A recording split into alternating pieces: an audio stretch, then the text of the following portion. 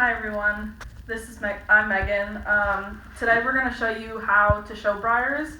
If you're new to the Breyer industry or hobby and you've never shown before, here's some few tricks and tips that I'm going to give you. So this is an example of what a show ring would look like. There's 6 horses on the table, and each horse has a tag. And on the tag, on the one side, it'll be their breed and their gender, and on the other side, it'll be the horse's name and your name. Some shows also might have some other things you want to put on the tag, so just make sure when you're registering for a show, you look at the instructions to see what you need to put on there. And for Halter, you just put the horses out, and they judge them based on the horses and the breed standards. For performance, some of the classes will have you have patterns. So you put the pattern out and you write a little description based on what the horse is doing in the pattern. And so you just make sure that you have the right description for the right pattern and it's in the right position.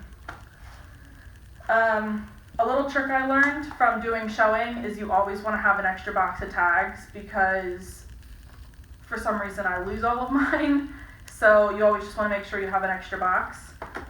You also want to make sure you have some extra tacky wax for performance. You don't really need it for Halter, but for performance, it is essential that you have tacky wax. Another thing that I found was just using a standard makeup brush to brush off the horses before you put them in works just as fine as, say, a cloth, but this is what I use. And then I also found it very easy to have a tackle box where I put all of my stuff. So I usually have my performance stuff down here, and then I'll have some little accessories, like this is a flower pot that I made. I also have pumpkins in here, not really sure why. But I also keep pens in here and whatnot, and I like to keep my tags and my brush and stuff in there as well. I also found this really big book about all the different horse breeds. I think I found it at Tractor Supply. It was like $10, but I use it all the time when I did show to look at cool breeds that people might not use a lot and to do descriptions on them. And I also have this little folder that I like to put my patterns, and when I did the collector's class, I had that stuff in there, and it was just really handy to know exactly where everything was. So it's a cheap little folder that can really save you a lot of time.